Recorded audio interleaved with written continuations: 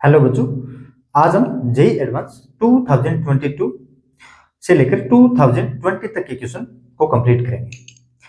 मैंने एक पहले वीडियो बना चुका हूं मैं इस पे 2016 से लेकर 2012 तक का क्वेश्चन, जो भी क्वेश्चन बचे होंगे उसको एक सेपरेट वीडियो और बना देंगे मैं 2023 और 2024 इसका एक वीडियो सेपरेट बनाएंगे और एक वीडियो और बचेगा मेरा इसमें 19, 18, 17, 16 तो मैं करवा चुका बच्चों। सो इस क्वेश्चन को आराम से पढ़ेंगे और आराम से करने वाले बच्चों, थोड़ा जल्दबाजी नहीं करेंगे क्वेश्चनों को करने में। एक एक चीज समझाऊंगा, जो पूछा है उससे ज्यादा बताएंगे हम, एक एक वायर से कितना करंट अगर वगैरह फ्लो होगा वो हर चीज बताऊंगा। ठीक है, क्वेश्चन पढ़ो। कितना figure shows a circuit having 8 resistance of 1 ohm each. सभी क्या है मेरे 1 ओम के रेजिस्टेंस है बच्चों। Levelled R1 to R2, R1 से लेकर R8 तक रेजिस्टेंस है and 2 ideal batteries with voltage 12 volt and 6 volt की बैटरीज है बच्चों। एंड ठीक है, which of the following statement is correct. The magnitude of the current flowing through R1, R2, R3, R5, R1, R2, R3 और R5, इस resistance में कितने कितने करंट फ्लो होगी मुझे वो बताना है, लेकिन मैं तो इंटरेस्ट इस सभी में हूँ बच्चों, सभी में निकालेंगे। देखो, कोई जल्दबाजी बता सोच सकता है ना, तो उसको सिमेट्री नजर आ रही होगी और सिमेट्री से अच्छे अच्छे क्वेश्चन निपट जाते हैं बच्चों कुछ ही मिनटों में। ठीक, अगर सभी रेजिस्टेंस में करंट निकालें तो थोड़ा टाइम लगेगा, लेकिन किसी एक के अक्रॉस पूछते हैं तो बच्चा थोड़ा जल्दी सोच सकता है ना।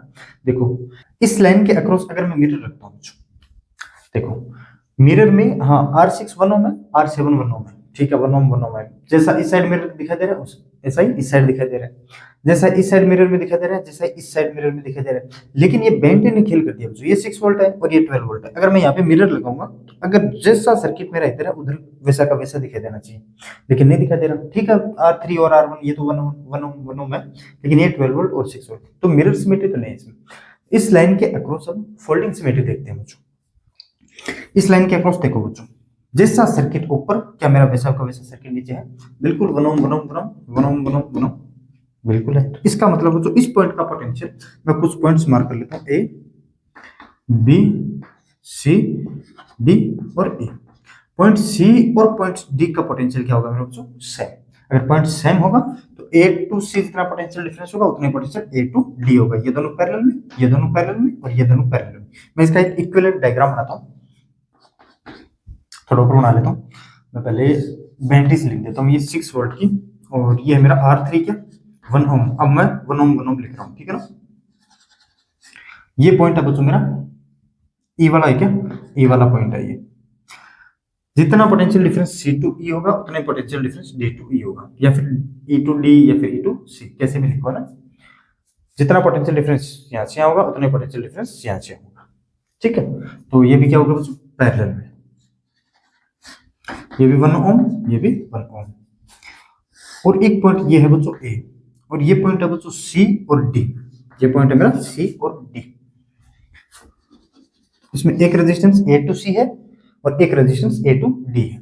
ए टू सी और ए टू डी दोनों क्या है ये पैरेलल में। क्यों, पोटेंशियल डिफरेंस क्या इसका सेम है बच्चों, ठीक है। कोई बच्चा डायरेक्ट भी सोच सकता था इसको, मैं आगे बताऊंगा, ठीक है ना। और मतलब डायग्राम डायरेक्ट सोच सकता, आंसर नहीं बच्चों। और ये है 1 ओम और ये बैटरी है तो 12 वोल्ट की। ये भी सी पॉइंट और डी पॉइंट का पोटेंशियल सेम, तो जितना potential difference B to C उतना potential difference B to D. तो ये दोनों वायर्स क्या होंगे बच्चों, पैरेलल्स में। ये दोनों वायर्स पैरेलल्स में, ये भी 1 ओम और ये भी 1 ओम। अब ये डायग्राम कोई बच्चा स्किप कर सकता था, ये डायग्राम कोई बच्चा स्किप कर सकता था। क्यों, वो डायरेक्ट सोच सकता अगर फोल्डिंग सिमेट्री है, दिस रेजिस्टेंस और दिस रेजिस्टेंस पैरेलल में, तो इनका इक्विवेलेंट रेजिस्टेंस दोनों 1 ओम और 1 ओम है, तो इसका हाफ हो जाता है। तो अगर कोई सेम हो तो रेजिस्टेंस हाफ, ये भी हाफ और ये भी हाफ। फिर बैटरी और रेजिस्टेंस दोनों सीरीज में जुड़े हो तो इसको हम इंटरचेंज कर सकते हैं। अगर इंटरचेंज करेंगे तो ये 1 ओम इधर आ जाएगा, थोड़ा फील लेने के लिए। बाकी हमें ऐसे भी दिखाई दे रहा है कि अगर ये 1 ओम उधर रहता फिर भी कोई दिक्कत नहीं थी हमें, लेकिन फील लेने के लिए कि अगर ये 1 ओम इधर आता और ये इसका इक्विवेलेंट रेजिस्टेंस होता है मेरा 0.5, तो 1 ओम और 0.5 ओम दोनों सीरीज में, तो 1.5 यहाँ से डायरेक्ट लिख सकते थे और ये बैटरी, और ये 0.5 और ये भी 1.5 डायरेक्ट लिख सकते थे। कैसे, चलो देखो। मतलब ये इस डायग्राम को स्किप कर सकते थे और साथ साथ में मन मन में कैलकुलेशन भी कर सकते थे, है ना। तो ये देखो,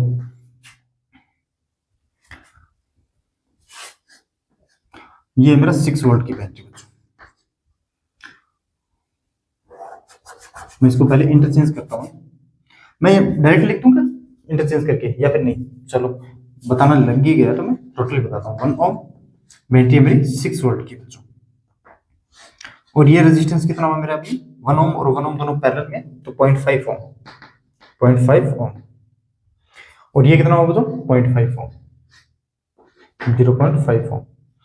और इधर बैटरी लगी है तो 12 वोल्ट की, अच्छे से दिखाई तो दे रहा है ना बच्चों यार, ये 1 ओम की और ये 0.5 ओम।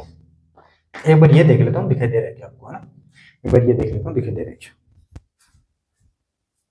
हाँ यार अभी तक तो ठीक है। अब देखो 0.5 ओम और ये 1 ओम क्या दिखाई दे रहा है आपको सीरीज में, इसको मैं क्या ले सकता हूँ, ये 1 ओम और ये 0.5 ओम। ये 0.5 ओम किन रेजिस्टेंस से मिलकर बना हुआ, इन दो रेजिस्टेंस से, 1 ओम और 1 ओम से। मैं एक डायग्राम और बना रहा हूँ यहाँ पे, उसका इक्विवेलेंट डायग्राम बना रहा हूँ।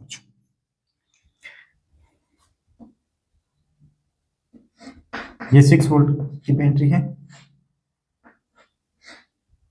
और ये रेजिस्टेंस है मेरा 1.5 ओम, 1.5 ओम। और ये रेजिस्टेंस है बच्चों 0.5 ओम, और ये बैटरी है मेरी 12 वोल्ट की, और इसमें भी एक रेजिस्टेंस लगा हुआ है 1.5 ओम का। छोटा छोटा तुम ना, ताकि एक मॉडल में कंप्लीट कर सको ना बच्चों। मैं बच्चों आपको सजेस्ट करूंगा आप यहाँ पे 0 मान के चलना वोल्ट, क्योंकि मैं थोड़ा सा सवाल को टफ करने की कोशिश करता हूँ कि अगर हम 0 नहीं मानते तो क्या होता है ना। अगर आप 0 मान के चलोगे तो यहाँ का पोटेंशियल 0, तो यहाँ का potential higher potential to lower potential जाएंगे तो ये 6 वोल्ट, यहाँ का पोटेंशियल 0 हायर टू लोअर जाएंगे तो यहाँ का -12 वोल्ट। फिर यहाँ का x मानेंगे, फिर यहाँ का x मानेंगे, तो फिर केसीएल लगाएंगे। लेकिन मैं यहाँ पे कुछ मानता हूँ, तो 0 नहीं मानता, मैं यहाँ पे 0 मानता हूँ। बैटरी की ये लोअर एंड से जुड़ा तो मैं इसको 0 मानता हूँ। बैटरी के अगर लोअर एंड से जुड़ा हो तो हायर एंड जाएंगे तो पोटेंशियल इंक्रीज होगा, तो इस पॉइंट का पोटेंशियल होगा मेरा 12 वोल्ट। बिल्कुल समझ में आया, इस पॉइंट का भी पोटेंशियल 12 वोल्ट शॉर्ट वायर है, और इस पॉइंट का भी पोटेंशियल 12 वोल्ट। 0 मान के चलोगे तो आंसर जल्दी आएगा बच्चों, कैलकुलेशन थोड़ी कम होगी। मैं तो बता रहा हूँ अगर कोई बच्चा 0 नहीं माने तो ये 12 वोल्ट बैटरी के lower end to higher end जाऊंगा तो इंक्रीज होगा, 12 पहले से था 6 इंक्रीज हुआ तो 18 वोल्ट। इस पॉइंट का पोटेंशियल कितना बच्चों 18 वोल्ट। लेकिन मुझे इस पॉइंट का पोटेंशियल पता नहीं है तो मैं मान लेता हूँ x है। अब केसीएल अप्लाई करो बच्चों, केसीएल ऑन x। कोई बच्चा ये डायग्राम, इतने डायग्राम को स्किप कर सकता था डायरेक्ट, अगर अच्छी ऐसे नहीं कि जेमिनी टाइप की पढ़ाई कर रखी हो तो स्किप डायरेक्ट कर सकता था, लेकिन ये डायग्राम सीधा डायरेक्ट लिख सकता था। इसको सोच, इसको देख कर मेरे को तो टाइम लगा समझाने में यार, समझाने में टाइम तो लगता ही है बच्चों ना, तो टाइम की कोई चिंता नहीं कि टाइम अच्छा खासा एग्जाम में मिलता है हमें। तो देखो यहाँ पे कैसे अप्लाई करोगे तो क्या आएगा हमारा, इसको हाई पोटेंशियल पे मानेंगे, आई आउट इज इक्वल टू 0 मानते थे बस। अब यार ये कैसे कैसे मानते थे, ये अब मैं बहुत बार करवा चुका हूँ, ऐसे क्वेश्चन हम क्लास में भी कर चुके हैं। आई आउट को 0 कैसे मानेंगे वगैरह वगैरह ना, ये तो सिमेट्रिक है, सिमेट्रिक नहीं हो फिर भी हम करे थे। x minus 18 upon 1.5, x minus 18 upon 1.5 को लिख सकता हूँ मैं 3 अपॉन 2, सो ये 3 into 2 plus x minus 0 upon 1.5, x minus 0 upon 1.5 को लिख सकता हूँ मैं 3 अपॉन 2, 3 अपॉन 2, x माइनस का 12 अपॉन,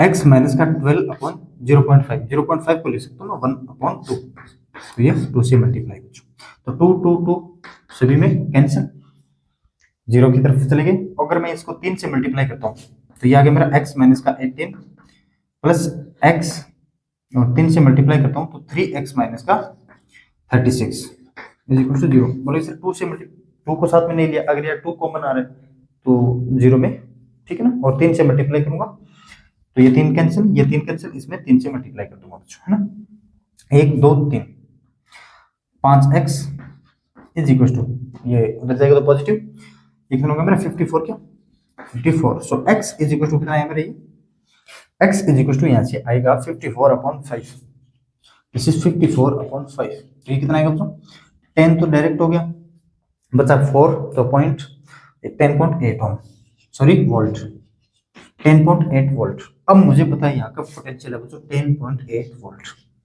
और करंट हमारी फ्लो होगी बच्चों किस डायरेक्शन में और कहाँ कहाँ फ्लो होगी, higher potential to lower potential. यहाँ पे 10.8 है, करंट जाएगी बच्चों कुछ ऐसे, ठीक है सर। और यहाँ पे 10.8 वोल्ट है, यहाँ पे 18 वोल्ट है, तो करंट जाएगी 1.5 एम्पियर में।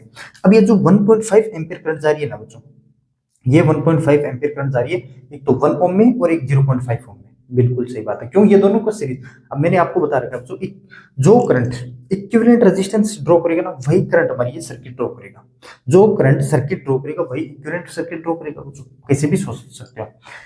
ये 1.5 कौन सा रेजिस्टेंस है हमारा, 1 और 0.5 मिलकर ही तो है।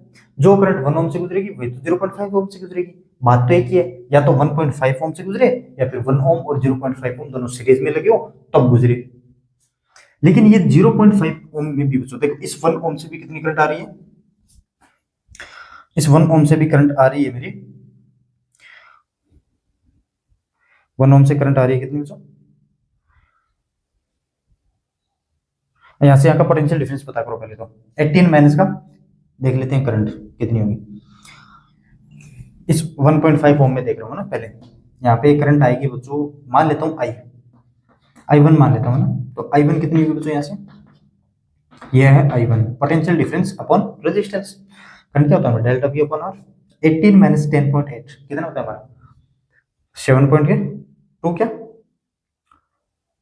हाँ ठीक है 7.2 अपॉन 1.5 और 1.5 को मैं लिख सकता हूँ तो 3/2, तो 7.2 अपॉन 1.5 को 72 अपॉन 15 डायरेक्ट भी लिख सकता हूँ यार।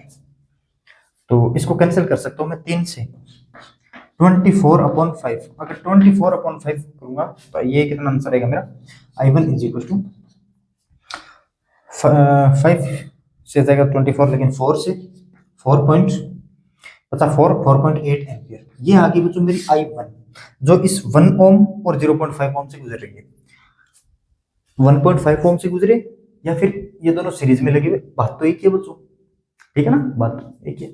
इस 1 ओम से, और ये 1 ओम है कौन सा मेरा, ये R3, जो मैंने इसका और इसका इक्विवेलेंट 0.5, इसको बस इंटरचेंज किया है, तो इसमें से जो करंट पास होगी बच्चों वो कितनी होगी 4.8 एम्पियर।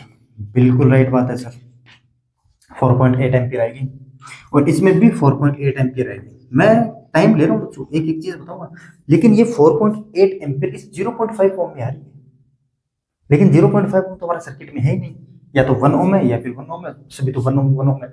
लेकिन ये जो 0.5 ओम किस सर्किट से मिलकर बना हुआ है, 1 ओम और 1 ओम से। मैंने तो डायग्राम इसलिए बनाया ज्यादा ताकि ये मैं अच्छे तरीके से समझा सकूं, इस 1 ओम से और 20 1 ओम से। बिल्कुल राइट बात सर, तो मैं यहाँ पे ऐसे कर रहा हूँ, मैं अब आपको समझाने के लिए कुछ यहाँ से ऐसे कर रहा हूँ, बात तो एक ही कैसे करो यार, है ना। अब ये जो बच्चों 4.8 एम्पियर इस 0.5 ओम में आ रही है, इसका मतलब इस वायर में यहाँ से 4.8 एम्पियर करंट आ रही होगी। अब ये अलग अलग डिवाइड हो जाएगी, लेकिन वापस निकलेगी इससे 4.8 एम्पियर। अलग अलग डिवाइड हो सकती है 1 ओम और 1 ओम में, लेकिन निकलेगी तो 4.8 एम्पियर। मेरे कहने का मतलब समझ गए क्या बच्चों, जो करंट 0.5 एम्पियर में आ रही है ना, लेकिन ये किसी ना किसी सर्किट का इक्विवेलेंट रेजिस्टेंस है, किसका है, इस 1 ओम और 1 ओम का।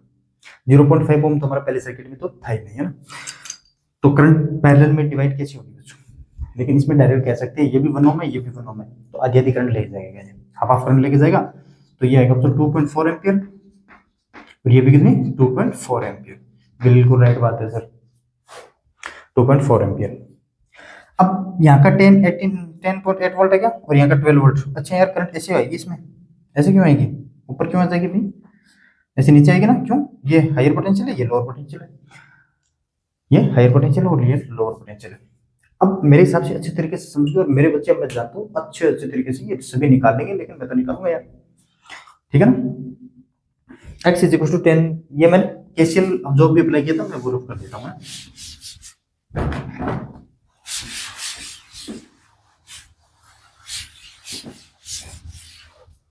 हाँ अब यहाँ पे जो करंट है वो निकाल लो, बिल्कुल निकालेंगे इसे।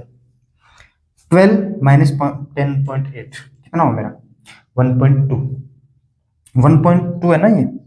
देखो 12, मैं मान लेता हूँ ये करंट I2 है मेरी, I2 is equal to 12 minus का 10.8 अपॉन 0.5, 0.5 तो ये हो गया बच्चों 1.2, बिल्कुल राइट बात, 1.2 अपॉन 0.5 तो 12 अपॉन 5 करूंगा मैं यहाँ पे, 12 अपॉन 5 तो ये मेरा कितना आएगा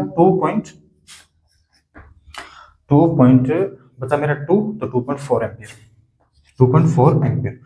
अब ये जो सर्किट है ना 0.5 ओम, ये किससे मिलकर बना हुआ है, इन दोनों से, 0.5 ओम 0.5 इन दोनों से मिलकर बना 1 ओम और 1 ओम। इसका मतलब बच्चों इसमें करंट आ रही होगी ऊपर से नीचे 0.5 ओम, 0.5 ओम सॉरी 0.5 ओम नहीं 2.4 ओम, सॉरी 2.4 एम्पियर, ओम क्या बोल रहा हूँ 2.4 एम्पियर इस 0.5 में आ रही होगी, लेकिन ये 0.5 है वो इन दोनों से मिलकर बना हुआ है। तो मैं कुछ ऐसे करता हूँ इसका जुगाड़, ऐसे बात तो है क्या ना बच्चों, ऐसे नहीं तो घबराओगे तो नहीं ना, ठीक है। सबसे पहले तो घबराना नहीं। इसमें टोटल करंट आ कितनी रहेगी बच्चों ऊपर से नीचे 2.4 एम्पियर। अब ये 2.4 एम्पियर है, ये करंट 1 ओम और 1 ओम है, दोनों इक्वल लेके जाएंगे बच्चों, आएगी कितनी इसमें करंट 1.2 एम्पियर और इसमें भी 1.2 एम्पियर। अब ये कैसे जा रही है, या तो करंट डिवीजन रूल लगाओ इसमें, और वरना आपको पता ही है पैरेलल में वोल्टेज और रेजिस्टेंस इनवर्सली प्रोपोर्शनल होते हैं, V is equal to 1/R। जो रेशियो करंट का सॉरी जो रेशियो रेजिस्टेंस से होगा उसके अपोजिट रेशियो में वो ले जाएगा कौन करंट। अगर ये 2 और 4 होता 1:2 में होता तो ये 2:1 में करंट डिवाइड हो जाती, लेकिन इसमें तो सेम सेम है तो 1.2 एम्पियर और 1.2 एम्पियर। अब एक चीज और बच गई हमारी, ये हमारी बच्ची गई बच्चों, इसमें टोटल करंट कितनी आ रही होगी वो देख लेते हैं। यहाँ पे पोटेंशियल है बच्चों 10.8 वोल्ट, यहाँ पे 0 है तो करंट जा रही होगी कुछ ऐसे, करंट जा रही होगी इसमें कुछ ऐसे, करंट जा रही होगी कुछ ऐसे, मैं मान लेता हूँ I3, बिल्कुल मान लो सर इसमें क्या दिक्कत है। तो I3 इज इक्वल टू कितना होगा, potential difference 10.8 minus 0, potential difference 10.8 minus 0, 10.8 minus का 0 अपॉन 1.5 अपॉन 1.5, तो इसको बोलते हैं बच्चों 108 अपॉन 15। तो ये कितना हो गया बच्चों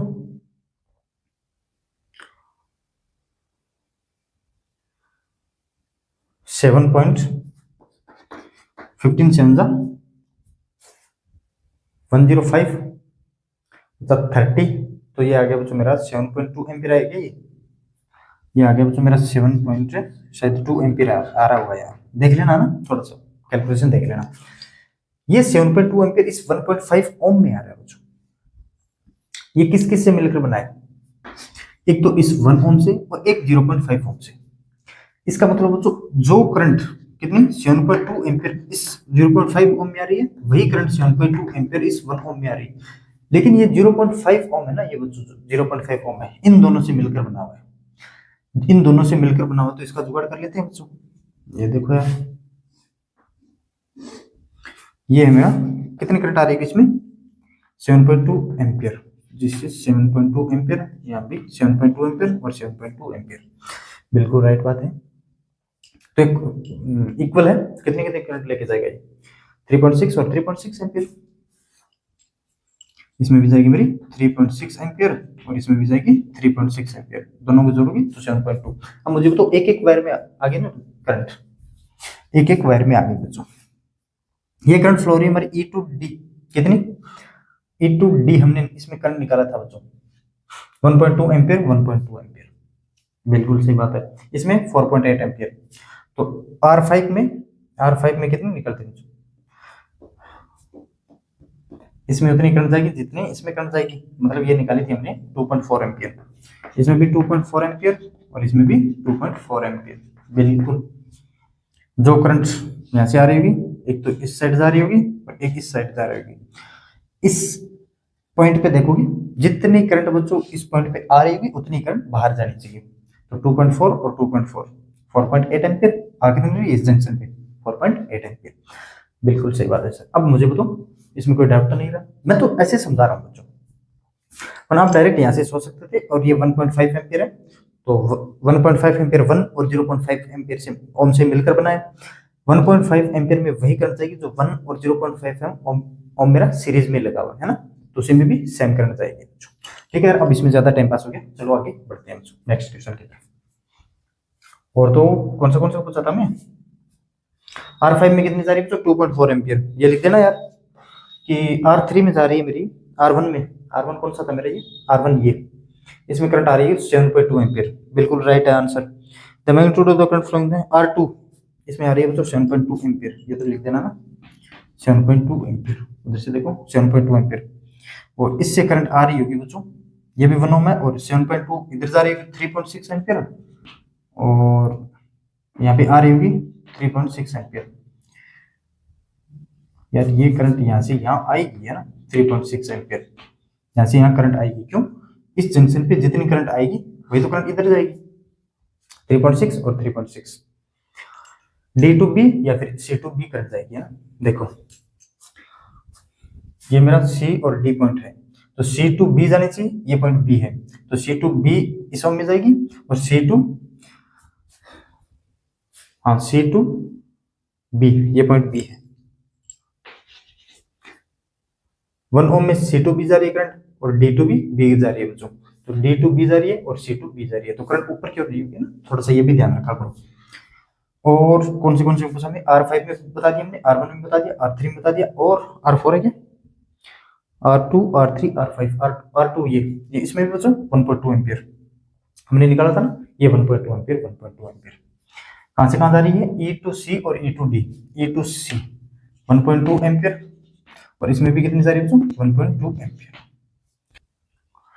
ठीक है बच्चों, तो यार ये E टू C मतलब करंट जा रही है मेरी E टू C और E to D, E to C और E टू D। अच्छा ये नीचे जाएगी, E टू D 1.2 एम्पियर, ये करंट नीचे जाएगी। ठीक है ना।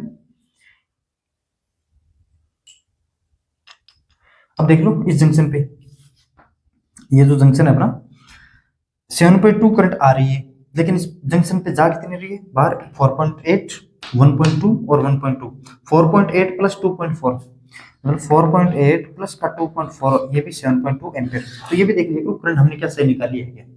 ठीक है ना बच्चों, तो करते हैं हम नेक्स्ट क्वेश्चन। यार अब इसमें ज्यादा ही टाइम ले लिया हमने। अब ये क्वेश्चन देखो यार, मैं पहले रफ कर देता हूँ और डायग्राम बना लेता हूँ, ताकि डायग्राम में टाइम नहीं जाए, अपना क्वेश्चन को सोल्व करने में टाइम जाए ना। मैं थोड़ा टाइम क्वेश्चन को सोल्व करने में लगाता हूँ, ताकि अच्छी अच्छी चीजें बता भी इसको। In circuit first and circuit two, ये फर्स्ट है और ये टू है, as shown in the figure. R1 1 ohm, 2 ohm, 3 ohm, P1 and P2 are power dissipated in circuit first. P1 and P2 power dissipated है बच्चों circuit first और second का। कब? ये देखो, when the switches S1 and S2 are in open condition, जब हमारी switch open होगी तब इसमें पावर डिसिपेट P1 होगा, और पावर डिसिपेट इस सर्किट में 2 होगा, P2 होगा। ठीक है बच्चों, respectively Q1 and Q2 are the power dissipation in circuit first and circuit 2 when the switches S1 is closed। जब हम इस स्विचेस को S1 और S2 को क्लोज कर देंगे तब इस सर्किट से पावर डिसिपेट होगी Q1, और इस सर्किट से डिसिपेट होगी Q2। पहले जब ओपन थे तब P1 P2, और जब इस सर्किट को सॉरी इस स्विच को क्लोज कर देंगे तो पावर Q1 एंड Q2। ठीक है, इतना मेरे बच्चे समझते हैं कि which of the following statement when voltage source of 6 volt battery is connected across A and B both circuits P1 and P2। चलो देख लेते हैं पावर कैसे कैलकुलेट करते हैं। अगर मैं इसको ओपन रखता हूं बच्चों, इसको लगाने का भी कोई मतलब नहीं है, तो मैं एक इक्विवेलेंट डायग्राम बना देता हूं, इसका एक इक्विवेलेंट डायग्राम बना देता हूं, फिर हम कैलकुलेट कर लेंगे पावर। दिस इज R1 1 ओम है बच्चों ये, और R2 मेरा 2 ओम, और ये मेरा 3 ओम, और ये है R1/2। R1 कितना? 1 ओम, तो ये आ गया बच्चों 1/2 ओम या फिर 5.5 ओम। ठीक है ना, 0.5 ओम। और इसमें लगा दिया बच्चों पहले कौन सा? Option A. देखो फर्स्ट ऑप्शन क्या है? When A voltage source of 6 volt is connected across A and be in both circuit P1 and P2। जब हमारा आपको पता चले कि सर्किट में कांस्टेंट पोटेंशियल डिफरेंस सप्लाई है, 6 वोल्ट का है, उसमें भी 6 वोल्ट का है, तो पावर कौन से फॉर्मूले से अच्छा रहेगा बच्चों? तो पावर का फॉर्मूला रहेगा बच्चों P is equal to V square upon R आता है हमारा, और एक आता है आई स्क्वायर अपॉन आर। लेकिन इसमें बोलिए इसमें भी 6 वोल्ट है और इसमें भी 6 वोल्ट है। जब हमारी स्विचेस ओपन हो तो दोनों में सेम हो गए, जो कांस्टेंट आ गया। देखो बोथ में दिया है, देखो देखिए, when A voltage source 6 volt is connected across A and be in both circuit, तब हमें पावर बता रहे हैं। ये सेम है तो P directly proportional to 1 upon R equivalent. तो जिसका R इक्विवेलेंट बड़ा उसका पावर कम, और जिसका R इक्विवेलेंट स्मॉल उसका पावर ज्यादा। बिल्कुल, इसका पावर है बच्चों P1 मान लेता हूं, तो इसका पावर कितना होगा? एक इक्विवेलेंट सर्किट और बनाऊं या फिर यहां से यहां डायरेक्ट सर्किट को सोल्व करूं। जो R इक्विवेलेंट, ये 1 ओम, ये 2 और 3 5 ओम, और ये 0.5 ओम, दोनों क्या, पहले दोनों ये पैरेलल है, इसको सोल्व कर लेता हूं। तो ये 5 इंटू 1/2 अपॉन 5 प्लस 1/2 और प्लस का 1, ये सीरीज में होगा, ये दोनों पैरेलल, इसका इक्विवेलेंट रेजिस्टेंस ये प्लस ये 1, दिस इज आर इक्विवेलेंट। होगा कितना बच्चों? ये 5 upon 2 plus 10 plus 11, 5 upon 11 plus का 1, सो ये हो गया मेरा 11 प्लस 5 16 अपॉन 11। तो आएगा बच्चों 1 पॉइंट कुछ ना कुछ, देख लेते हैं ये 1 आएगा या फिर बड़ा आएगा या फिर उससे छोटा आएगा। तो ये है बच्चों पावर P1। पावर P1 चलो एक बार कैलकुलेट करेंगे बाद में। और अगर मैं इसका, ये 1 ओम है, ये 2 ओम है, और ये कितना मेरा 3 ओम। अब इसका इक्विवेलेंट डायग्राम बनाऊं क्या?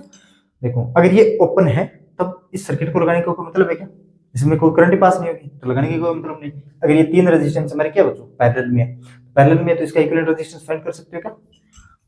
1 अपॉन आर इक्विवेलेंट कैसे फाइंड करते हैं? 1 upon 1 plus 1 upon 2 plus 1 upon 3, 1 upon R1 plus 1 upon R2 plus 1 upon R3।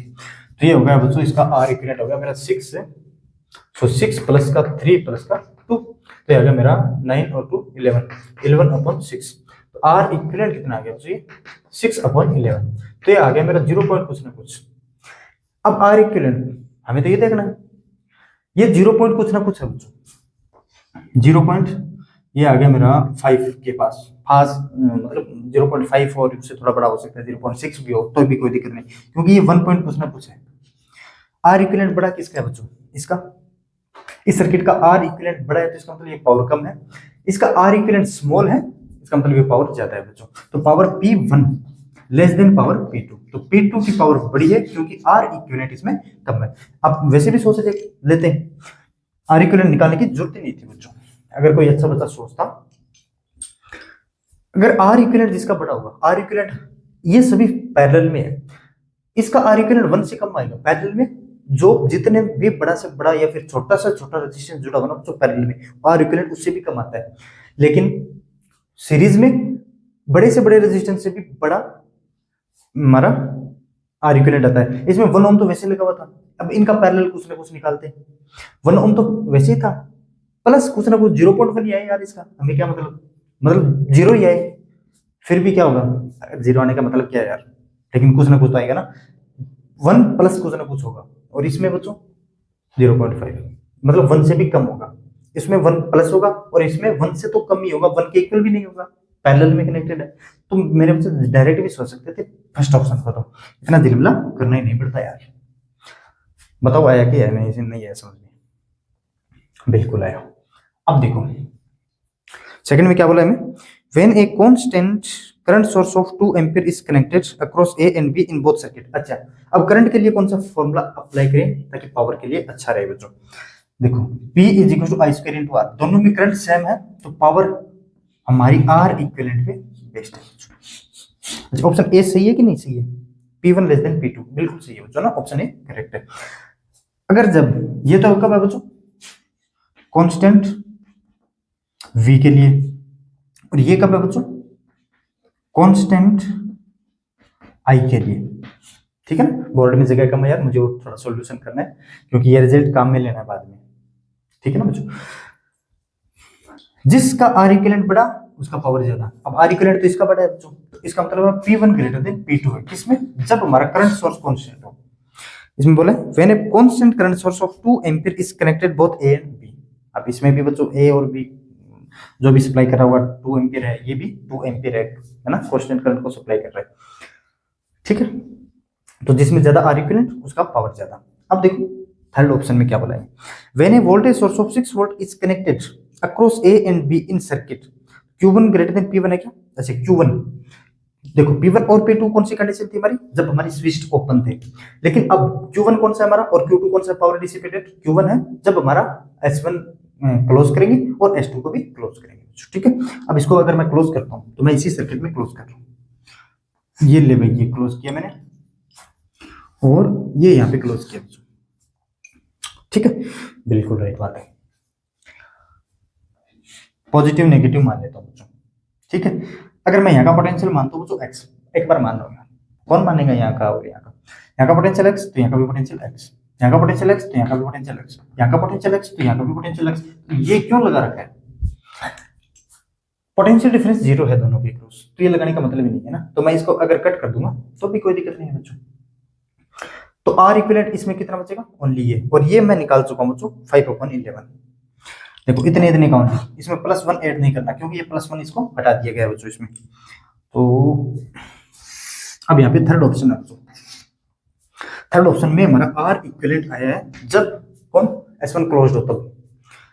ये 2 ओम है और ये 3 ओम है, 5 ओम तो ये हो गया और 1/2 ओम ये हो गया। R1 1 ओम ये था ना, हाँ R1 1 ओम ही था, मतलब ये 0.5 ओम है यार, 0.5 ओम, 5 ओम और 0.5 ओम, 5 × 1.2 अपॉन 5 + 1/2, ये आ गया मेरा 5/2 + 11/2, तो 5/11, ये तो आ गया मेरा आर इक्विवेलेंट किसका? इस सर्किट फर्स्ट का बच्चों, मैं यहाँ लिख रहा हूँ सर्किट फर्स्ट, सर्किट फर्स्ट। अब आर इक्विवेलेंट एक बार और कैलकुलेट करता हूँ मैं इसका पहले, उसके बाद में देखते हैं कुछ चीजें है ना। आर इक्विवेलेंट देखो इसमें, अगर मैं इसको क्लोज करता हूँ 2R3 और R3 की वैल्यू कितनी बनेगी 3, तो ये आ गया बच्चों यहाँ पे 6 ओम। अब ये चारों क्या बच्चों पैरेलल में है। अब यार पैरेलल में है वो तो हमने इस तरह से किया, लेकिन अब इसको मैं डायरेक्ट सोचता हूँ बच्चों, देखो कैसे, ये 6 ओम है और ये 3 ओम है, 6 ओम और 3 ओम देख लिया करो, कोई भी देख लिया करो ना, कुछ भी देख लिया करो। अगर ये 2 ओम और 2 ओम, इसका पैरेलल कितना होगा मेरा 1 ओम, ये 1 ओम, इन दोनों का 1 ओम और 1 ओम, 0.5 × 3 करना पड़ेगा। लेकिन मैं एक अच्छा तरीका और बता रहा हूँ, 6 ओम और 3 ओम का पैरेलल कितना होगा, पैरेलल में इक्विवेलेंट रेजिस्टेंस 6 × 3/6, 6 + 3 2 ओम, ये 6 और 3 का आप तो डायरेक्ट याद रखो यार ना, और 12 और 6 का 4 ओम, ठीक है ना। 2 6 और 3 का कितना 2 ओम, ये 2 ओम और ये 2 ओम कितना 1 ओम, ये 1 ओम और ये 1 ओम कितना 0.5 ओम, तो इसका आर इक्विवेलेंट आ गया मेरा 0.5 ओम किसका सर्किट 2 का। लेकिन ये कितना आएगा, ये तो कंप्लीट 0.5 है, लेकिन ये कितना आएगा तो 0.50 करूंगा तो 5 तो नहीं 4, 0.4, 0.5 से तो कम ही है, 0.5 से तो कम ही है बच्चों। अब देखो 0. अच्छा Q1 ग्रेटर देन P1, क्या मेरा Q1 ग्रेटर देन P1 है और क्या मेरा कांस्टेंट वोल्टेज सोर्स है। अगर जब हमारा कांस्टेंट वोल्टेज सोर्स था, इसका आर इक्विवेलेंट टोटल कितना है हमारा 1 पॉइंट कुछ ना कुछ, तो ये देखो पावर कैसे डिपेंड करती है हमारी, अब इसमें Q है, Q डिपेंड करेगी बच्चों 1/R इक्विवेलेंट पे, और पावर P भी 1/R इक्विवेलेंट पे, Q1 है ना। अब ये देख लो यार बच्चों, सर्किट फर्स्ट के लिए 5/11 है, जिसका इक्विवेलेंट रेजिस्टेंस कम होगा इस Q1 के लिए, सर्किट फर्स्ट का Q1 है तो 5/11 है, मतलब ये 0.4 कुछ ना कुछ है।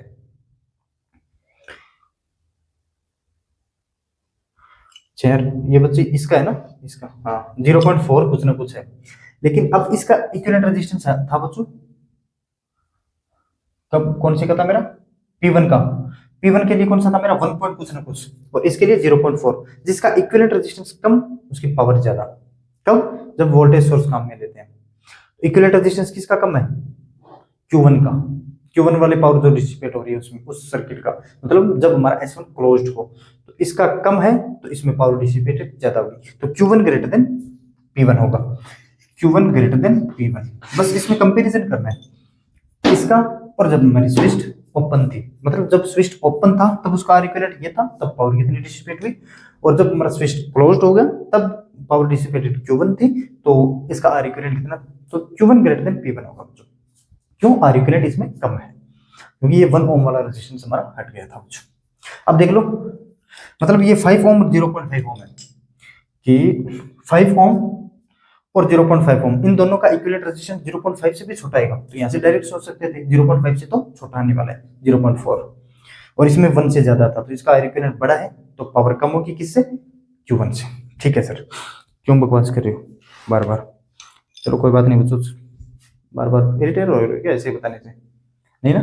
चलो देखो कि when a constant current source of 2 ampere is connected across A and B both circuits Q2 less than Q1, हम करंट सोर्स के लिए देख लेते हैं यार। इसका तो इक्विवेलेंट रेजिस्टेंस हमने फाइंड कर लिया जब हमारा स्विच क्लोज्ड हो, क्यों Q1 और Q2 के लिए हमें गिवन है, तो इसके लिए तो है बच्चों 0.4 करंट सोर्स के लिए बोले ना, हाँ करंट सोर्स के लिए, तो पावर कितना होगा, डायरेक्टली प्रोपोर्शनल टू, इसमें Q लिखता हूँ ना, Q directly proportional to R equivalent. Current source के लिए तो P is equal to I square into R, या फिर Q is equal to I square into R, I तो दोनों में कांस्टेंट है, तो जिसका R इक्विवेलेंट बड़ा उसका पावर ज्यादा। तो ये तो हो गया बच्चों मेरा 0.4 R इक्विवेलेंट, इसका R इक्विवेलेंट कितना है मेरा 0.5 R इक्विवेलेंट, तो Q2 बड़ी होगी Q1 स्मॉल होगा, Q2 बड़ा और Q1 स्मॉल, देख लो ऑप्शन सही है क्या, Q2 बड़ा लेकिन Q1 स्मॉल, इसमें क्या दिया Q1 बड़ा नहीं होगा, Q1 बड़ा तो नहीं होगा, मतलब तीनों ऑप्शन गलत है, साले ने खराब कर दिया क्या सिस्टम इसका। चलो कोई बात नहीं, फोर्थ ऑप्शन हमारा क्या है, गलत है।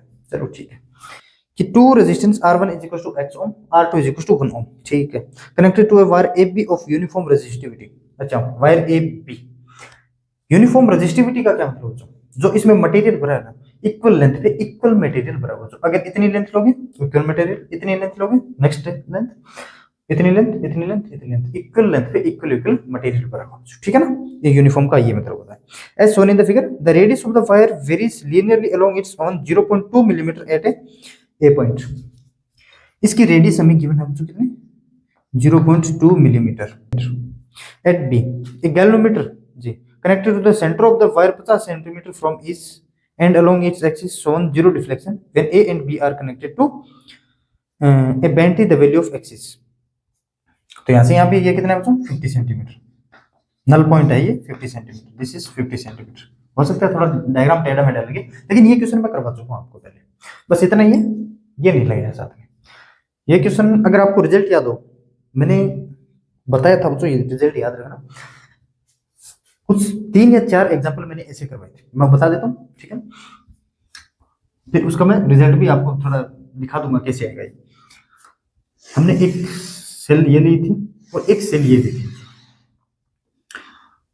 और ये इसकी रेडियस थी R1 और इसकी रेडियस थी बच्चों R2, और इसमें कोई रेजिस्टिविटी भरी हुई है, और इसको हायर पोटेंशियल पे इसको लोअर पोटेंशियल में माना था, करंट फ्लो रही थी मेरी कुछ ऐसे, मतलब यहाँ R इज इक्वल टू कैसे लिखते थे रो एल अपॉन ए, रेजिस्टेंस को ऐसे लिखते थे, मैं एक्स्ट्रा बातें बताने की कोशिश कर रहा हूँ बच्चों, ठीक है, और सिर्फ अब ये कोई जरूरत ना ऐसा ही आ जाए, ऐसा भी आ जाए कुछ, R is equal to rho L upon A, ये होती थी हमारी अलोंग करंट, लेंथ होती थी हमारी अलोंग करंट, आई लिख दिया उसमें, और ये होता था बच्चों perpendicular to current, cross section of perpendicular to current, along current मतलब, अब देखो अगर ये हाई पोटेंशियल पे ये लो पोटेंशियल पे, तो करंट इसमें ऐसे फ्लो होगी, और इसमें भी ऐसे फ्लो होगी, और इसमें भी ऐसे फ्लो होगी, तो ये लेंथ कितनी है बच्चों R2 माइनस R1, याद रखने का तरीका R is equal to rho, length कितनी R2 minus R1 upon pi से मल्टीप्लाई करते थे इनटू इन दोनों का रेडियस का multiplication into R1 into R2। और एक क्वेश्चन हमने ऐसे किया था कि कुछ ये है एक सिलेंडर, और एक सिलेंडर थोड़ा बड़ा है बच्चों, एक सिलेंडर थोड़ा बड़ा है, बिल्कुल राइट बात सर, बिल्कुल राइट बात सर। अगर मेरी करंट कुछ ऐसे जा रही होती तब तो मैं rho L upon pi R2 square minus R1 square लिख देता, रो एल अपॉन ए था, लेकिन करंट कुछ ऐसे जा रही होती तब कैसे लिखते थे, कुछ ऐसे जा रही होती, क्योंकि जैसे जैसे आगे बढ़ेगी एरिया बढ़ चेंज होता जाएगा, अगर याद देखो एरिया चेंज तब ये फॉर्मूला नहीं लगा सकते, लेंथ चेंज तब ये फॉर्मूला नहीं लगा सकते, डायरेक्ट नहीं लगा सकते थे, मैं तो ऐसे रिजल्ट बता रहा हूँ, ये रिजल्ट आया था हमारा कुछ ऐसे कि हमने करंट कुछ ऐसे लिया था, करंट कुछ ऐसे लिया था, करंट ये अगर रेडियस R1 और ये रेडियस R2, तो देखो इसका भी रेजिस्टिविटी हम कैसे लिखते थे, rho is equal to sorry R is equal to rho l कितना बच्चों R2 माइनस R1, करंट के साथ जाते थे हम, कोई ए भी लिखते थे अगर into pi R1 into R2, लेकिन ये ऐसे आ गया, इसका कैसे लिखते थे। अब इसमें भी एरिया का चेंजेस है बच्चों, इसमें 0.2 मिलीमीटर है का स्क्वायर, पाई इंटू 0.2 मिलीमीटर का स्क्वायर, और यहाँ पे 1 मिलीमीटर का स्क्वायर। अब इसमें आ गया बच्चों कुछ ऐसे, मतलब अगर मैं इसको हाई पोटेंशियल पे इसको लो पोटेंशियल में मानता हूं तो करंट फ्लो रही है मेरी कुछ ऐसे। जैसे जैसे करंट फ्लो होगी वैसे वैसे एरिया चेंज होता जा रहा है बच्चों। लेंथ हमें गिवन है एल है, 100 सेंटीमीटर गिवन है, तो R is equal to rho L upon, अब ये पता नहीं था हमें, तो इसके लिए क्या करते थे हम, पाई इसका मल्टीप्लाई करते थे, पाई इंटू इसकी रेडियस इंटू इसकी रेडियस, इसकी रेडियस ए इसकी रेडियस बी मानते थे, तो pi a b a into b. तो अगर ये रिजल्ट आपको याद था तब तो ये क्वेश्चन बड़ा इजी था, अगर ये रिजल्ट याद नहीं था तो ये थोड़ा क्वेश्चन आपके लिए टफ हो गया बच्चों ना। तो देखो मैं थोड़ा सा डेरिवेटिव करवा देता हूँ ना, ज्यादा नहीं करवाऊंगा, लेकिन करते कैसे इसको वो चीजें बता देता हूँ। करो यार, इसको थोड़ा सा सोल्व करने की कोशिश करो बच्चों ना। मैं थोड़ा सा पानी पी लेता हूँ यार।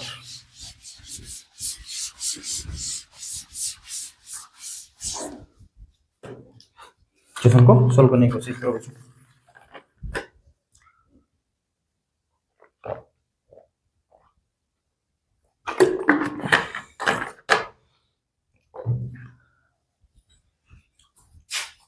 देखो बच्चों ये कुछ ऐसे था, मैं थोड़ा बड़ा बनाता हूँ यार, अच्छे से समझ में है ना, ये बाद में रफ कर दूंगा। ये कुछ ऐसे था और ये कुछ ऐसे, ठीक है।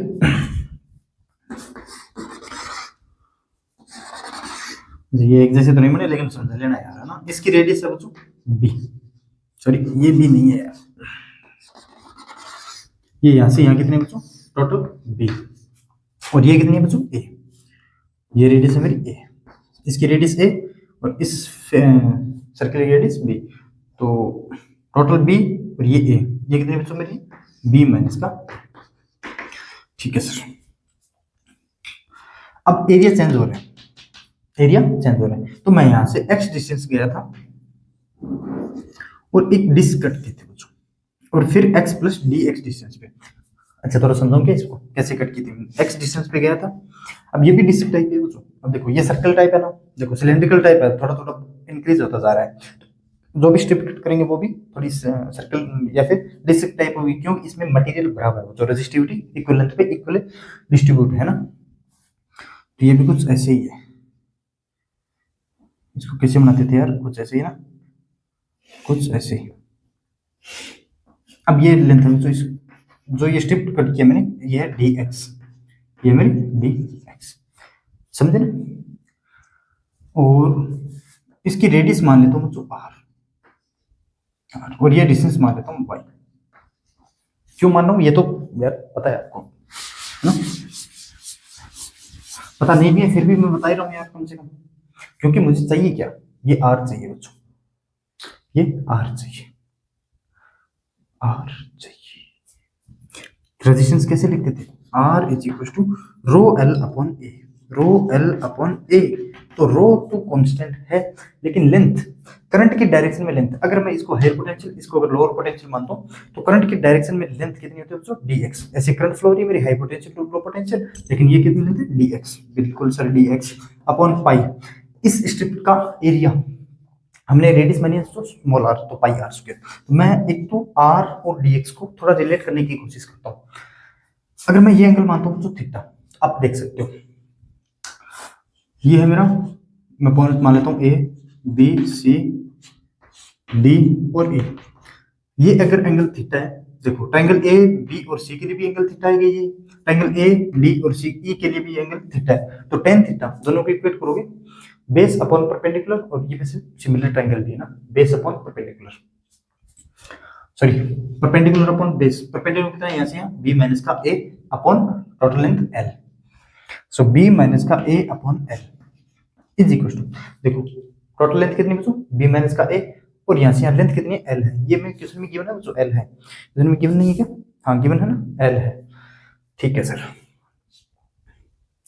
और ये इज इक्वल टू इतनी लेंथ कितनी बच्चों, ये वाई, और वाई है कितना मेरा, टोटल आर था, टोटल यहाँ से यहाँ आर और ये ए है, तो y is equal to r minus a, चलो बाद में कर दूंगा मैं, वाई अपॉन, और यहाँ से यहाँ डिस्टेंस कितनी बच्चों, एक्स, डिस्टेंस एक्स, तो यहाँ से वाई की डिस्टेंस, वाई की वैल्यू आ गई बच्चों कितनी, बी माइनस का a upon l into x, b minus का a upon l into x, बिल्कुल राइट बात है सर, लेकिन मुझे तो आर चाहिए ना, बी थोड़ी ना चाहिए, सॉरी वाई थोड़ी ना चाहिए, मुझे तो आर चाहिए, आर कितना होगा मेरा, ए प्लस का वाई, ये तो आर है, आर इज इक्वल टू कितना है मेरा, देखो ये वाई है और ये ए है, लेकिन ये रेडियस आर है, r is equal to a plus y, so r is equal to है मेरा यहाँ पे a plus y, a plus y की इतनी वैल्यू बच्चों, बी माइनस का a upon l into x, बिल्कुल करेक्ट बात है सर। अब या तो आप आर की जगह वैल्यू रखो, ठीक है ना, आर की जगह ये वैल्यू रखो, ओनली एक्स की टर्म रहेगी और डी एक्स ऊपर है, इंटीग्रेट कहां से कहां करोगे, एक्स इज इक्वल टू 0 पे तो ये लेंथ आ गई, और x is equal to l पे ये लेंथ आ गई, तो 0 टू l अगर इंटीग्रेट करोगे ना तो इसका रेजिस्टेंस आता था तो हमारा rho l upon pi a b. अब ये इतना तो खुद कर सकते हो यार, थोड़ा इंटीग्रेट करना है बस, है ना, थोड़ा इंटीग्रेट करना है, ठीक है ना। तो अब इस रिजल्ट को यूज करने वाले हैं यार, इस रिजल्ट को यूज करने वाले हैं।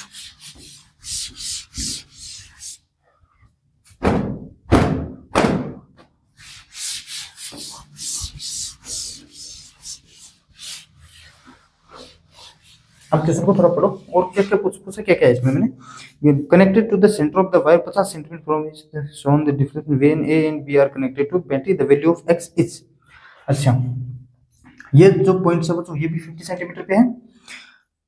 अगर ये मैं यहाँ पे एक डायग्राम और बनाता हूँ इसका ना, इक्विवेलेंट डायग्राम बनाता हूँ, ये है मेरा x ohm, this is x ohm, और ये कितना बच्चों 1 ओम, क्या 1 ओम, और ये है गैल्वेनोमीटर, ठीक है बच्चों। ये है मेरा, मान लेता हूँ आर कुछ न कुछ है, मतलब इस 50 सेंटीमीटर तक ये रेजिस्टेंस और 50 सेंटीमीटर तक ये रेजिस्टेंस, लेकिन इसके लिए मुझे यहाँ पे कितना डायमीटर होगा, सॉरी रेडियस होगा, इसके लिए देखते हैं। पहले मैं मान लेता हूँ ये R1 और R2, R3 और R4 है बच्चों, ये R3 मान लेता हूँ और ये R, तो यहाँ से मैं R3 मान लेता हूँ, R4 मान लेता हूँ, मीटर प्लस की तरफ बिहेव कर रहा है ना, this into this is equal to this into this, तो मुझे x की वैल्यू मिल जाएगी। अब यार देखो R3 कैसे निकालेंगे, कुछ ऐसे है ना मेरा ये, और यहाँ से यहाँ 50 सेंटीमीटर है, ये भी 50 सेंटीमीटर है, और रेजिस्टिविटी इक्वल डिवाइडेड है, तो मतलब यहाँ पे बच्चों देखो ये रेडियस कितनी हुई, ये निकालने के लिए देखो कैसे, ये 0.2 है इनिशियल में, और यहाँ पे 1 मिलीमीटर, तो टोटल कितनी 1.2 की अगर मैं हाफ कर देता हूँ, क्यों हाफ रेजिस्टेंस, हाफ इसके लेंथ पे ये तो 50 सेंटीमीटर पे कितनी होगी 1.2 0.6 मीटर, तो इसकी रेडियस कितनी होगी बच्चों 0.6 मीटर, एवरेज निकाल लेता हूँ, और ये कितनी होगी बच्चों 0.2 मिलीमीटर है क्या, this is millimetre and this is millimetre, तो मैं यहाँ से R3 निकालने की कोशिश करता हूँ, तो R3 कितना होगा, R3 होगा बच्चों रो तो सभी में सेम है, L लेंथ कितनी 50 सेंटीमीटर, इंटू के अंदर 50 सेंटीमीटर क्या, चलो सेंटीमीटर, अपॉन, वैसे तो R1 अपॉन R2 निकालना है तो सेंटीमीटर और मिलीमीटर रहने देती है बच्चों ना, फिर अपने आप कैंसिल हो जाएगा, पाई ए कितना बच्चों 0.2 मिलीमीटर, और बी कितना इसका रेडियस 0.6 मिलीमीटर इंटू 0.6 मिलीमीटर, और अब इस R4 का निकालना हो तो R4 का निकालना होगा तो ये 0.6 मिलीमीटर से स्टार्ट होगा ये इसका रेडियस, और 1 मिलीमीटर तक जाएगा, देखो कुछ ऐसे, कुछ ऐसे, ये है मेरा कितना, सॉरी 1 मिलीमीटर, ये कितना मतलब 0.6 मिलीमीटर, बिल्कुल करेक्ट बात है सर। तो इसके लिए रेजिस्टेंस कितना होगा, R is equal to rho, L कितना मतलब इसके लिए भी 50 सेंटीमीटर, ये मेरा R4 अपॉन पाई, ए कितना 0.6, तो 0.6 मिलीमीटर इंटू 1 मिलीमीटर, बिल्कुल करेक्ट बात है सर। अब या तो x अपॉन 1 करो, या फिर this into this is equal to this into this, लेकिन हम आज तक ये करते रहे this into this is equal to this into this, तो x की वैल्यू निकल जाएगी।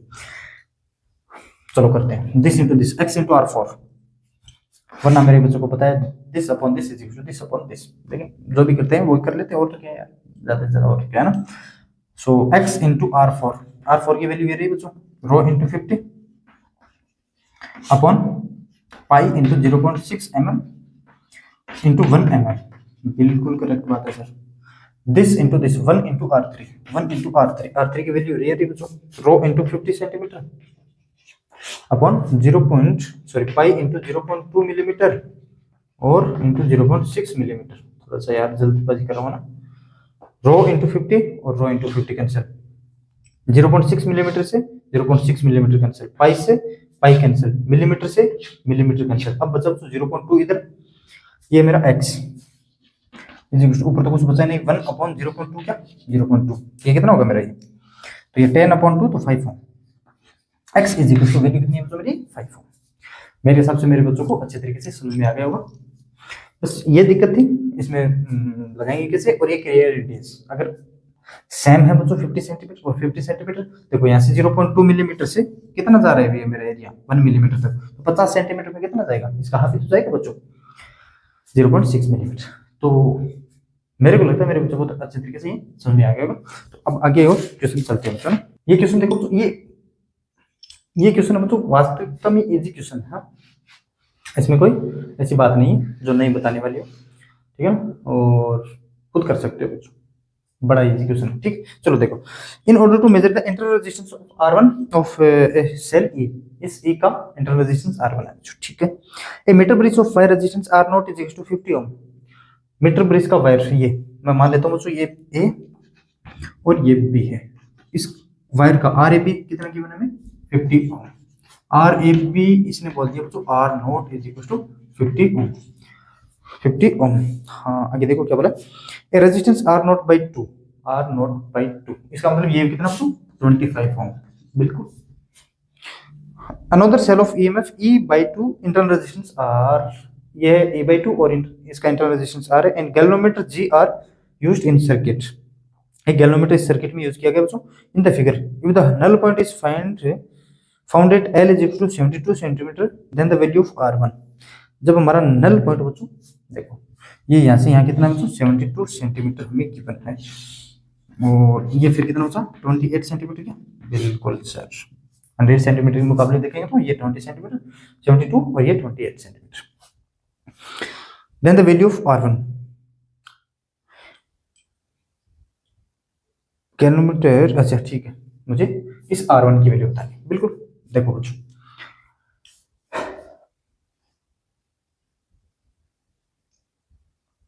अगर नल पॉइंट यहाँ पे मिल रहा है बच्चों, इसका मतलब है इस गैल्वेनोमीटर में कोई करंट फ्लो नहीं हो रही है, बिल्कुल सही बात है। अगर कोई करंट फ्लो नहीं हो रही तो this resistance is equal to this is equal to this resistance is equal to this. लेकिन क्या बोला इसने, इसमें इसका रेजिस्टेंस टोटल रेजिस्टेंस दे दिया बच्चों, मतलब आप एक बात सोच सकते हो, अगर 100 सेंटीमीटर में टोटल रेजिस्टेंस कितना है बच्चों 50 ओम, 100 सेंटीमीटर में 50 ओम का रेजिस्टेंस हमें गिवन है, जो RAB टोटल लेंथ कितनी 100 और इसका रेजिस्टेंस कितना 50 ओम, तो 1 सेंटीमीटर पे कितना कितना होगा बच्चों 50 अपॉन 100 ओम। अगर ये 72 ओम के लिए देखें तो बच्चों 72 सेंटीमीटर के लिए देखेंगे तो मैं 50 अपॉन 100 इंटू 72 ओम, तो आ गया बच्चों 236 ओम। मतलब ये रेजिस्टेंस है बच्चों जो A टू C पॉइंट तक है वो है मेरा 36 ओम। अगर ये 36 ओम है तो ये बचा कितना मेरा 14 ओम, क्यों टोटल कितना 15 ओम A टू B के लिए, या फिर R0, बिल्कुल सही बात है। तो मुझे तो R1 की वैल्यू बतानी है, तो मैं एक इक्विवेलेंट डायग्राम और बनाता हूँ यार, एक इक्विवेलेंट डायग्राम और बना देता हूँ। देखो ये मेरा इंटरनल रेजिस्टेंस, ये R1 और ये है E, ठीक है, और ये कौन सा है मेरा नेगेटिव और पॉजिटिव E by 2 क्या E by 2, और ये कितना है 25 ओम, और ये कितना है यहाँ से यहाँ 36 ओम।